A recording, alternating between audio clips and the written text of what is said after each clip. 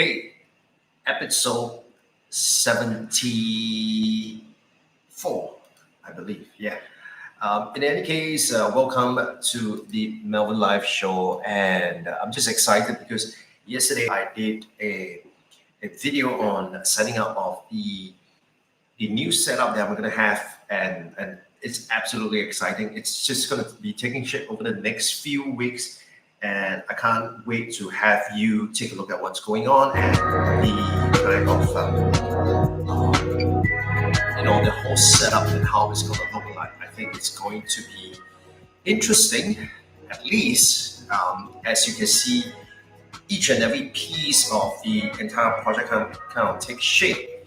And this has been done over a period of 74 episodes itself. So it's quite a thing because it's not something that I kind of did it overnight. It's not like, I decided, it's episode 75. It's not something like overnight I just came up with this, or I have bought all this fancy gear to start off with. No, I didn't do that. In fact, what I did was I started with what I had, which was essentially just the webcam.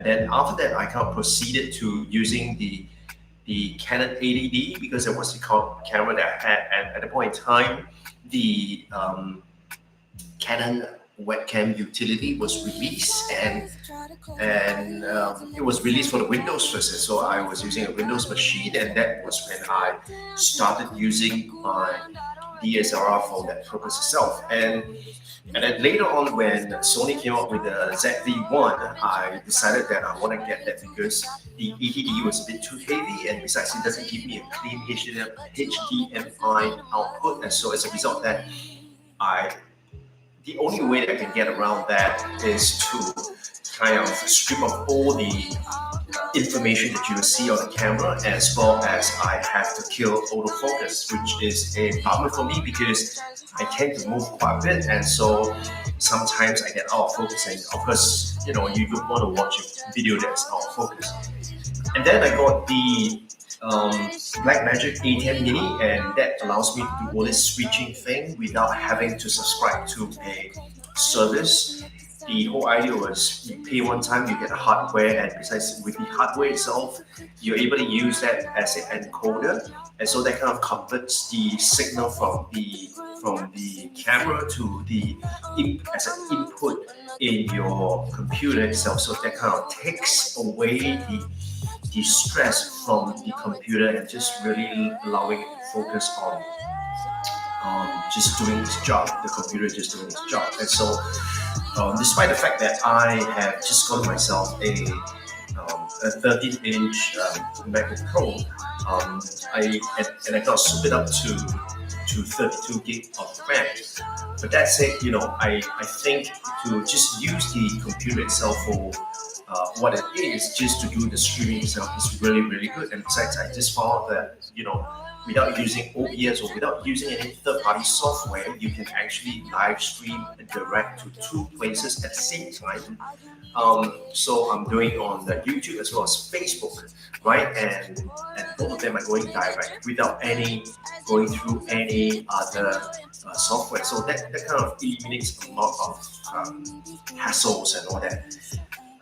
But however, what happened later on was that I decided that I wanted to have a mobile version, a version whereby a live stream version whereby I could move things around so that I do not have to be stationed at one place, because otherwise, for the whole time you will be seeing this setup itself. And I think, sometimes I want to use this setup because I may want to demonstrate to you some of the things that I'm doing on the computer. But other times, if it's just going to be a talking head itself, I think there could be a better way to frame the background. So I got some lights, I got some gels and all that kind of stuff, and I think it's cool, and I want to experiment with it. Besides, this is really like a side project that I have began to take it seriously, and I want to see how far it goes with this, because you never know. And I firmly believe that in the next 6 months or so, live stream is definitely going to be the thing. It's going to go mainstream. It's not just going to be the realm of people who are big brands or big companies or people with budget or the ministry, for example. But I think even mom and pop shop and even anyone could literally embrace this technology and to be able to take them off into the next level by using this. And I think I'm very, very comfortable in terms of helping people in doing a live stream, helping them understand what they should be saying, how they should be saying things. At the same time, to be able to encourage them to bring out their personality, which, like for me, I'm still in the process of getting that out. There is still some level of hesitant in terms of showing my 100% self. I mean, what you see is literally almost what you get, but I'm still holding back some part of it because I'm just not comfortable putting myself entirely out there. But over time, as I get more comfortable, and I think, over time, when this channel becomes a bit more mature, I think that opens up a different aspect of it, right? And so, what I like to do now is that I really want to be able to share with you some of the things that I have been thinking about, especially in the area of, especially in the area of when I talked about,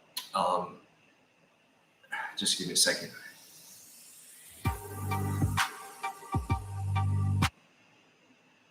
Right, so especially in the area of, as I talked about business itself, because, the whole purpose of this show is to walk towards that journey of, 1 person, 1 million, all things digital. And as I speak to more and more people who are thinking about either starting a business or taking their business online, I think they all start with the P word, right? And I think that P word that they start with is probably, in my opinion, I think it's going to be something that's going to be disappointing to them. Because when you start off with that P word itself, you are essentially just looking at it from your point of view. You just say that, well, I'm going to do this and I think everybody should embrace that. Well, the truth of the matter is that that's not going to be the case, and most likely that is not going to be the case for most people. And so what we really want to be able to do is to say that, hey, instead of saying that, well, this is how it should be, this is what we want it to be, I think there is another P that's more important. So, I've lined up the 5 Ps when we talked about business itself. And the very first P is essentially talking about the problem, right? Because I believe that if you go out there and start talking about your product or / your services, for example, inevitably you are going to piss some people off, because it does appear like, you don't even know me and now you're pushing the product to me. So give you an example itself. It's that, I'm on LinkedIn a lot, and sometimes what happens is that when people send me a connection request, I would usually accept, and then the next thing that I would do is that, I would usually send them a private message, and in the private message itself, I would thank them for shooting across this connection request. And usually I like to find out a little bit more, like what are they working on, for example. Because I just think that, I mean, the whole idea with going on LinkedIn or any of the social media, it's the social part, right? It's not just a media platform whereby you just go there and blast things out to people. The whole idea there is to be social, and social means that, you want to build a relationship, you want to find out what the other person is doing, and possibly how you can help that person, and along the way how you can build a better relationship with the person, right? And so that's the premise of it for me. Pretty much that's how I look at it. Then the other day, what happened was that I got this lady who um, got in touch with me, connected with me, said, and the next thing you know is that she sent across a pitch saying that, I help um, high performance coaches with personal branding, for example. And I was like, well, two things. It's like, well, initially I was a little taken aback because, like I said, it's not something that I practice, and I kind of at home, I don't like it, right? Because it's like the first time you see someone and just, I mean, yeah, it's a professional networking platform itself, but that being so, I just think that there's so many different ways to open up the conversation, and here it's the thing whereby most people are like, let's cut through the chase, let's get to it. I'm here to do business. Do you want to do business? If not, fuck off, right? I mean, that could be that approach, but my approach is totally different. And so what happened was she contacted me, and she said that, well, I do personal branding for high performance coaches, and you know, um, is there something that I could help you with? And I'm like, first and foremost, I'm not a coach, right? I mean, I do coaching, but that's not my primary focus.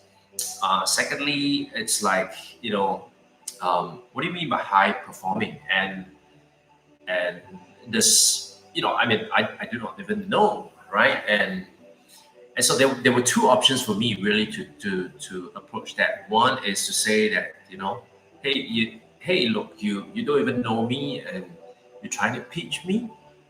That's one approach. The other approach, of course, is to say, well, I mean, you never know, right? I mean, in business, you never know. There is no need to be nasty. And so I asked, like, could you share with me what are some of the past work that you have done? Because I want to see whether is there going to be a way for me to politely and say that, well, perhaps not at this point in time, or maybe we're not a good fit, because it's like she wasn't even qualifying, that she's going straight into looking at a profile and deciding that, hey, you may be the right one, and she's just going ahead with the ask.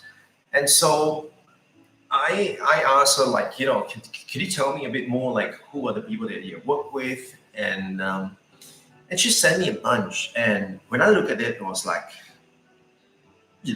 these people are not even in the same league as I am. And not that I'm a big shot or anything, but the point is that I don't feel that you and I are a good fit, or at least not prima facie, it's not a good fit. And so what I would prefer is that perhaps you get to know each other a little bit more, how we, understand each other's what's going on. Yes, that takes a bit of time, and that usually does not scale. And as a business owner, as an entrepreneur, as someone who is passionate about that business, these are the things that you want to do, because these are the things that the people who are just who want to be making a quick buck, those are the things that they do. They want to do things that they can scale very quickly, and boom, and hit the road running, and all that stuff, which is fine. In some sectors, in some ways, but it's just not my style, right? So, you know, so my point is that the first thing that you really want to look at is, what is the problem you're solving? And to be very honest, that's the question that I ask myself all the time when I decided to invest all this equipment. I mean, these equipment are not exactly cheap, right? Neither are they like exorbitant, but I think they are worth the while in terms of the investment itself. because of what I'm doing and because of what I believe in.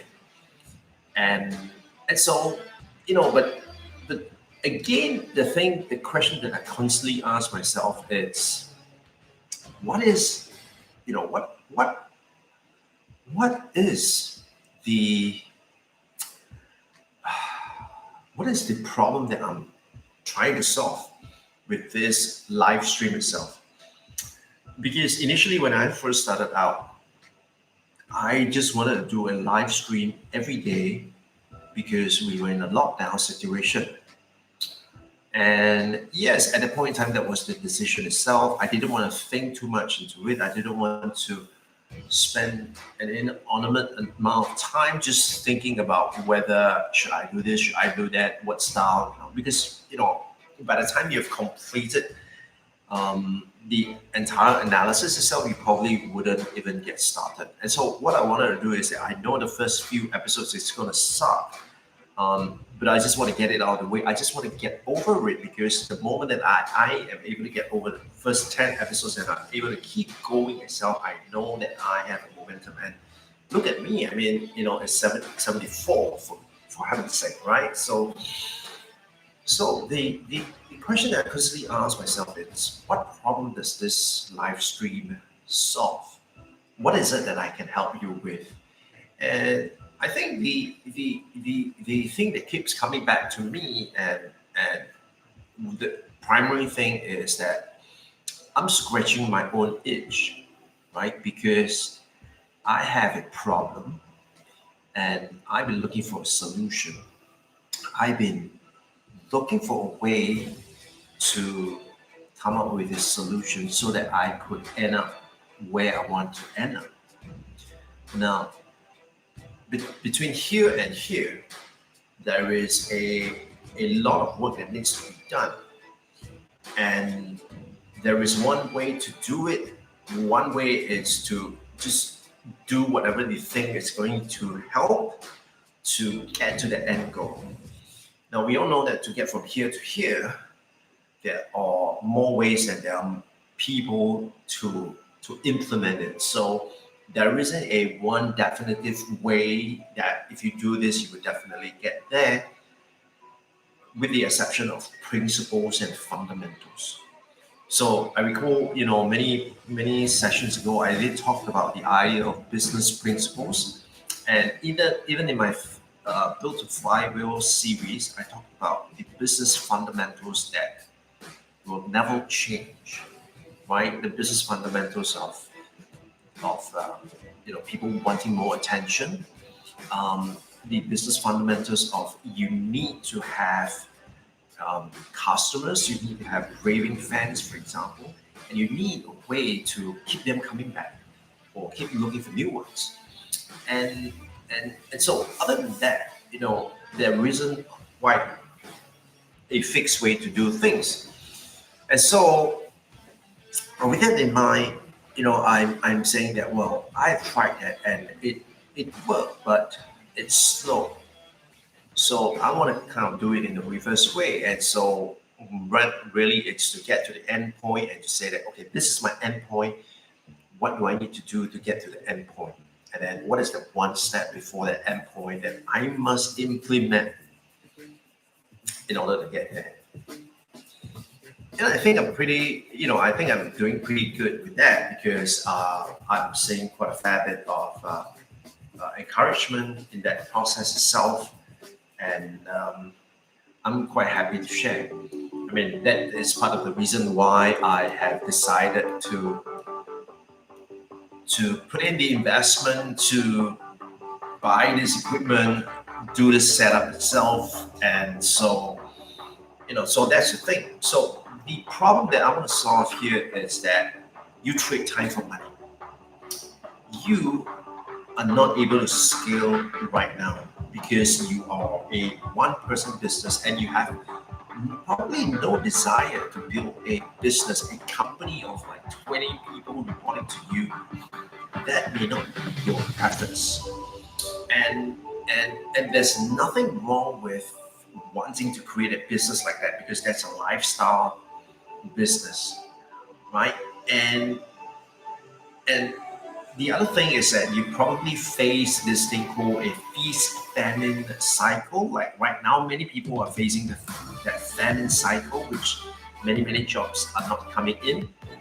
Um, and, and I think that is a painful cycle because there are times that you're so overwhelmed that you just don't have time to take on new projects. And there's some times that you're just so free that you're worried. And the fourth thing is it's something that I think many of you experienced before, and that is the issue of every year, every new financial year, you have to be worried about where is the next customers going to come from, and then you go back to the grind again. And that's not the way because that means it is not consistent and it's not predictable. And if it's not predictable, it's not business, it's a job. And that's a problem I'm trying to solve. So what's the problem that your product is trying to solve? That's the most important thing that you want to figure out. Once you figure that out, double down on that. How to? That's what this channel is all about, right, folks? And so if you like it, leave me a thumbs up. If you want to know more, subscribe to the channel. And any questions, leave it in the comments. And I'll see you on the next one. Take care and happy National Day, Singapore.